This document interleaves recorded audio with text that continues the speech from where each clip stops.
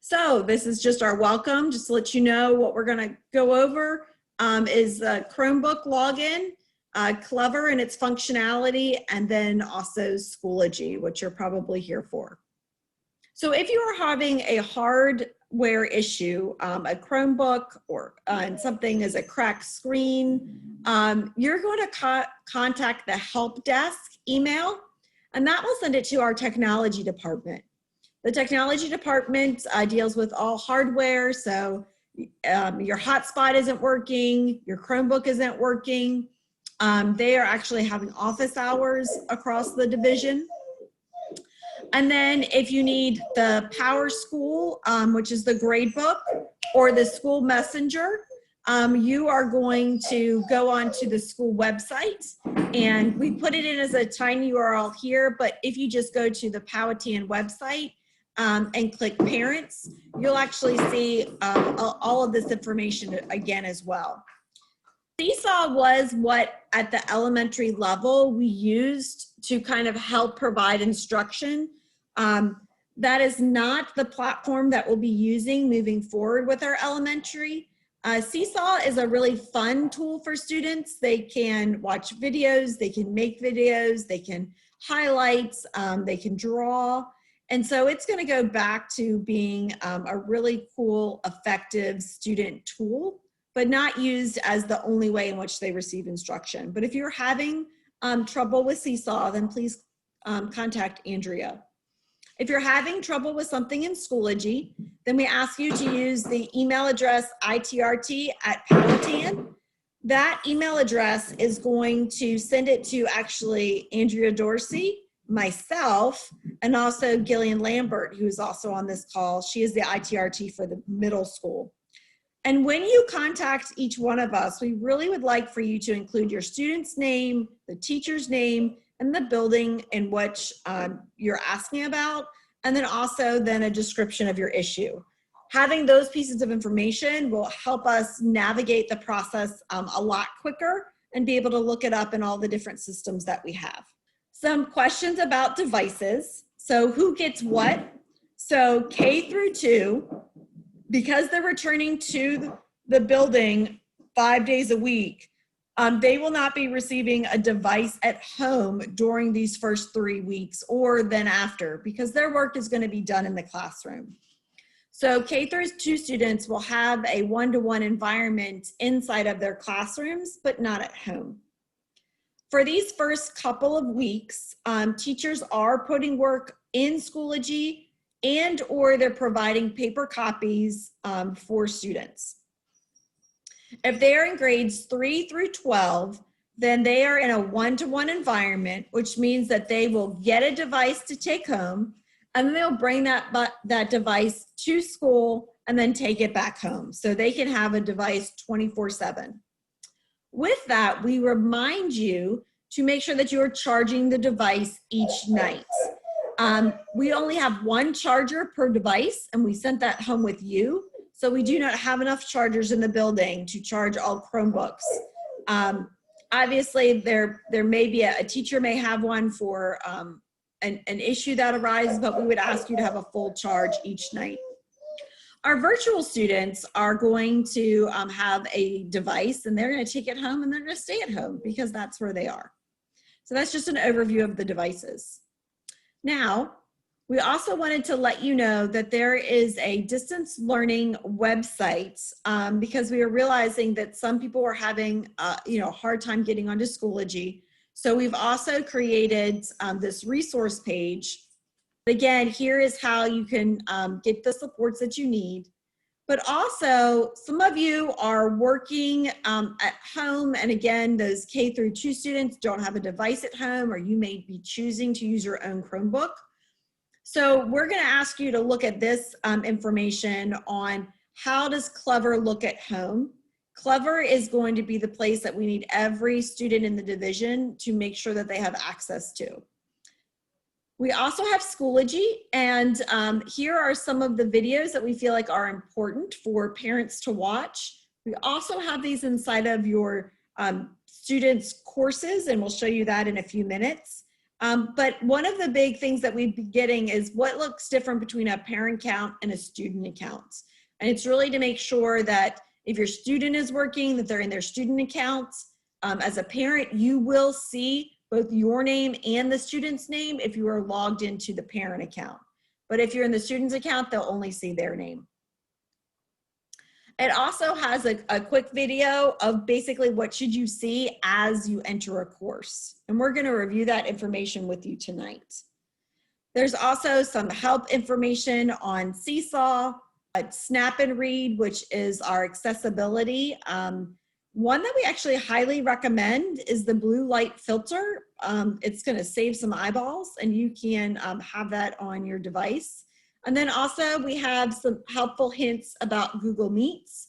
Again, this information is also inside of your student's course, but we want to make sure that you know where it is here as well. I have a pre-K through 1 student, and I've got a Chromebook. Please refer to that home instructions if you're using your own device, and they want to log in. Your teacher gave you a badge, and that badge allows a student to log in without having to type in information. So you're going to want to make sure that you click on the next button as soon as the device opens, and then you're going to want to click on the badge.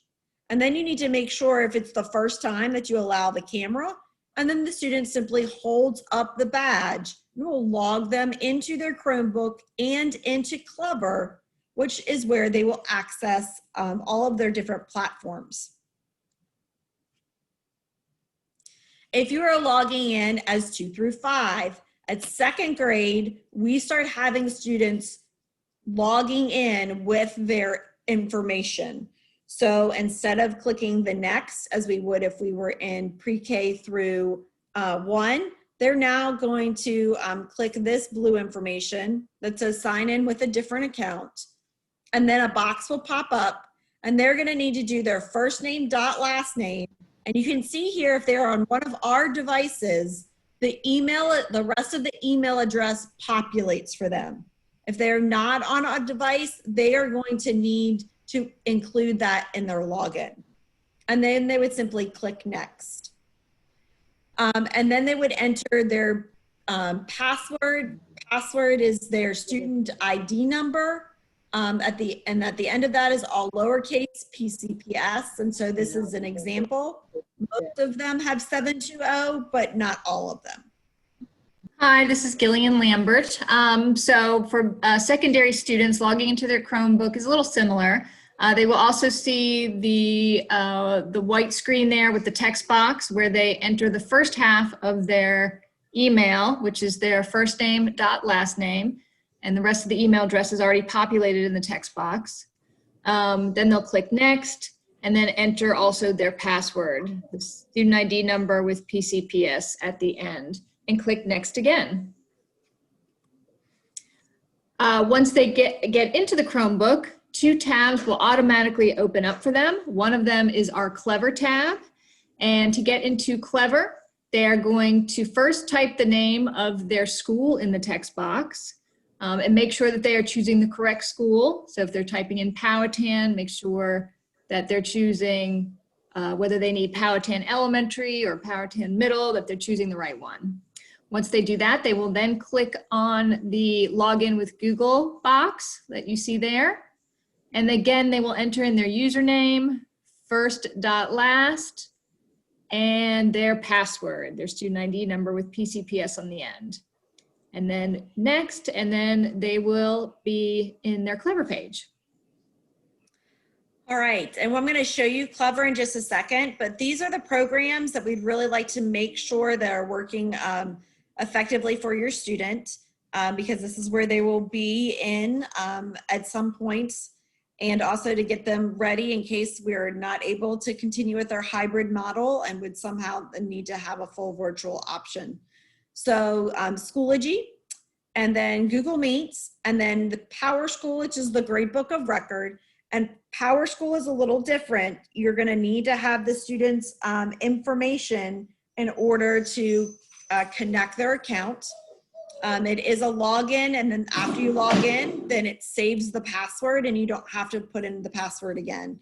And then also our elementary group, they use Seesaw. So those are our big ones. I'm going to exit the program, and I'm going to show you that you can have the Clever extension added on if this is a non-school device, but it's already there if it is a school device. And so if I click here and open up, you're going to see that it says login with Google. And so I see a lot more than everybody else sees, but we can customize the portal to be able to be whatever anybody wants to have on it. So, and then also one of the things that's kind of key is that if you hover over here as a student, you can get a little red heart. And if you click the heart, it'll automatically be at the top of your page. So you don't have to go scrolling for anything. So you can see that we have Seesaw, their Google Drive link is right there. Schoology is right here, Power School, and then Google Meet. You may be asked by your teacher to go into other items. So this bar over here on the side is also helpful. So we have popular links, which is what we're in now, that are kind of universal. Then we also have math and science links, so things that you would only need if you were in math. So, you know, everybody uses Desmos at K through 12. Reflex is a paid product that we have that is at the elementary level. So there are different things that they would have for math, and then you can see also that they have for English. So all of these things students would not need to log into. And then we have our research tools. This is where they're going to find things like what we have at the different libraries. We've also connected the public library here because we know that that's a great tool for students to use. So that is how they go in through Clever. And so I can simply show you, if I get up here, if I click the Schoology page, it's automatically kind of logs me in. And so it's going to come up to my page. And so that's the easiest way for students. And you can see here that it takes a minute to think, right? Kind of does this little hoopy thing, but then it knows my saved password and brings me in. This is the way that you can check to make sure that you are in your, the student is in their account and you are not trying to get them to do work in their, in a parent account. Is again, you'll click down here and a parent's account would have the multiple names that you could select, but a student account will only have their name. All right, so at some point you will, your child will be asked to join a Google Meet meeting. To get to Google Meet, your child will need to go to the Clever page and click on the Google Meet icon. And this will ensure that your child is in our district Powhatan Google Meet account. Teachers will provide students with Google Meet information by giving them a code word. So when they go to Google Meet, they'll be asked to enter this nickname or code word. And then once they do that, they will click continue. If the teacher has already started the meeting, they will go straight into the meeting. If the teacher hasn't started it yet, they will go into a waiting room. Unfortunately, once the teacher does start the meeting, it does not notify the student or the teacher that there are people in the waiting room. So if a student is in a waiting room, he or she will need to refresh their page a few times until they finally enter the meeting, like I said, once the teacher is there. So teachers were going to provide this code word information in a few different places. It'll definitely be in Schoology. It may be in the Schoology weekly overview, which we'll show you in just a minute. It might come in a Schoology message, or it could be on a Schoology page. In regards to the middle school, we are having all of the teachers put their Google Meet information and code word in a very specific place, which I will show you in just a minute. All right, so when the students first get to Schoology, they will come to the home page, and that's where they will see the recent activity feed. All right, once the child gets here, he or she will then need to go to courses. So you can either click on courses at the very top of the screen or click on course dashboard, either one. Once you do that, you will see these blocks or cards, and each one of these blocks is a different course that your child is enrolled in, a different class. The child just needs to click on whichever course or class that he or she needs to get into. And as you can see, Maury is dragging and dropping them. So if they want to reorder their courses in a certain order, maybe from like a first period to seventh period order, something like that, they have that option of doing that. All right, so when you first click into a course, you will see a similar format for all the courses. So all the teachers at the secondary level have the exact same format that you see here. And the elementary school is also very similar. It's slightly different. So at the very top of the course, the first thing you will see is a teacher welcome video. Right underneath that, in the secondary schools, we have a course overview folder. For the secondary schools and the elementary schools, there is a resources folder. So in secondary schools, we call this course resources. In the elementary schools, I think it's called parent resources. And in that folder, there will be a page of possible items or websites or other resources that the teacher uses frequently. There is then a folder for student how-to Schoology supports, and this has a page of different how-to videos linked in there that your child is welcome to click on if they need some troubleshooting help on things like connecting Schoology to their Google Drive, or perhaps reordering their courses, things like that.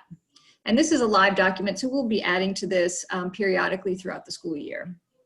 The next folder in the course resources folder is for parents. So this is a parent support for Schoology page, and on same type of thing on this page, we also have links to different presentations and information, and also some videos as well to help you understand and navigate Schoology a little bit better. And we will also be adding to this document as well.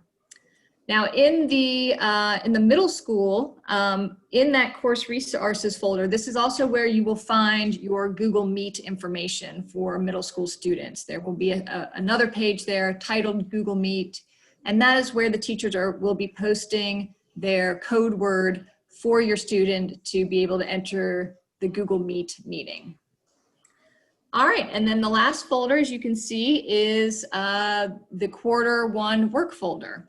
And when you open the quarter one folder, there will be a new folder every week for each week of the marking period.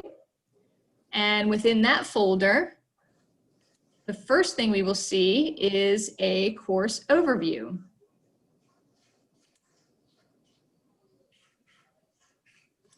And this is a sample course overview for grades 6 through 12. We will show you one for the elementary school in just a minute.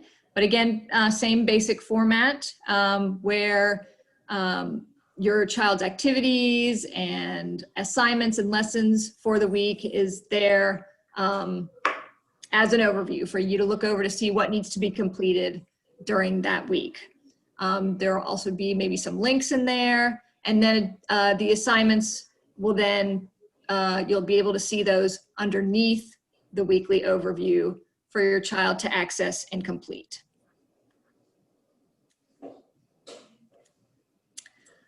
Also in the course on the right side, you will see an upcoming section.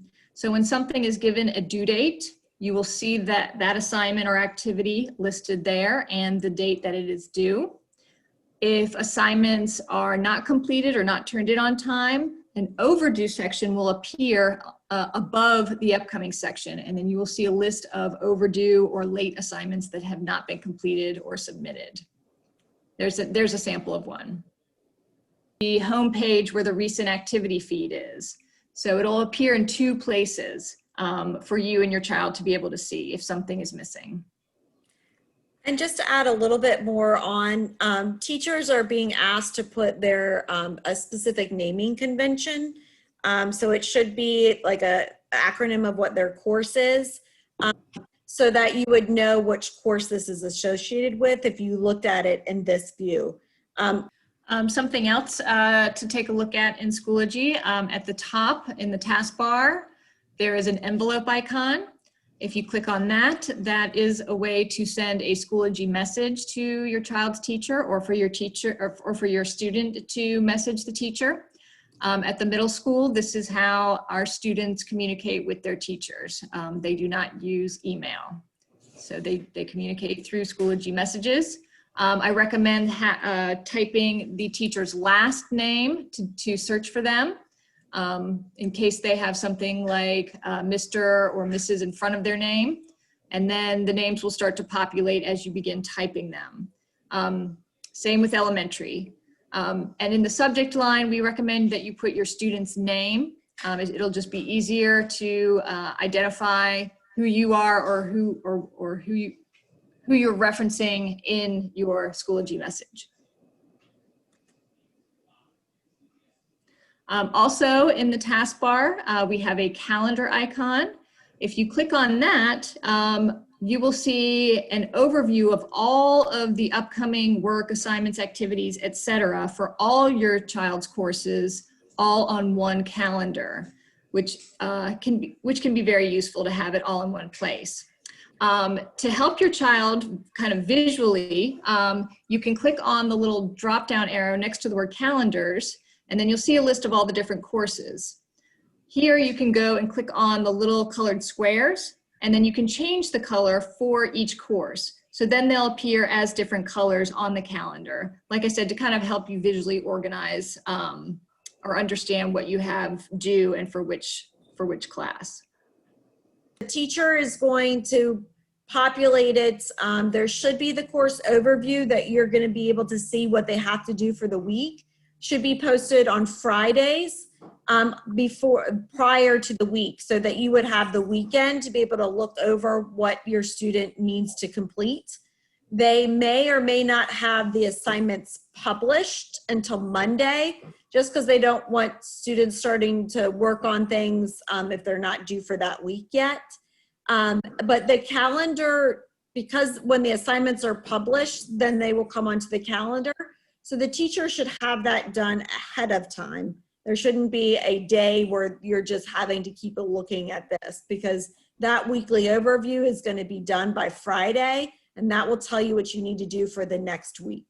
Obviously, there are situations where something changes, and the teacher can do an update, but we'll also show you where you can get notifications and choose what information you want sent to your email or sent to your phone in just a minute or two. Two things we'd like to point out when we're going over the calendar is that a child can, or you as a parent can, make an event for themselves. So if you are a virtual, if you have a virtual student, or you just kind of want to schedule your students if they need that extra support. So you can actually make something in and just say, this is going to be my social studies class. And then I can put a time in, and I'm going to work from my social studies class from 10 until you want them to work on it from 12 until 12. And so, you can go ahead and do that if you want to, and kind of help them schedule, or if they're going to be meeting with groups, they can go ahead and schedule things, and you can see then it'll show up on their calendar for them. Also, this kind of darker color is the PCPS calendar. And so I've already gone ahead and put in all of the A days and B days, as we are changing what day is A day and B day because we have holidays coming up. So students and families can kind of know that, since we don't really have Wednesdays for the next 2 weeks. And holidays are already pre-put into this calendar. In that parent folder, or in the student folder that we showed you, there is a video on how to help organize your calendar, like we just went over. And it was also shown at the high school during their Indian time. Okay, I guess then one thing, so the other thing I will tell you is that the items on the calendar will show alpha, they will show in order. You can see that they're all at the same time, unless the teacher goes in and puts something at a specific time, they'll all just kind of come in. So don't have the student work from here because they may be not in the correct order, but it is a good place to kind of check, did you do these things today? But they should be working from those course folders that we showed you just a minute ago by clicking on the course and going into the weeks folder. The other thing we'd like to show you is that you have the ability to set your notifications. And again, there is a video for this for you inside of that folder.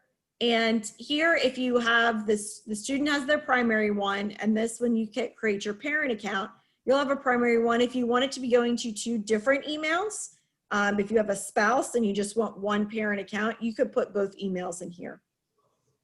This is the place I think that is going to be pretty powerful for parents. And parents and students and teachers, this area varies just a little bit. But this is where you choose what information you want and how do you want it. So if you come to this notification area, you can see you can set it up on your phone to get items as text messages, or you can leave it here and it'll come as an email. You are able to turn these items on or off. You can also put it to custom and say, you know, my child has all these classes, but they're really only struggling in this one class. So right now, I just want to only get, did they submit in that one class? And you can change this information at any time. I would highly recommend that you keep on updates, because that's where teachers put a lot of their kind of announcement work.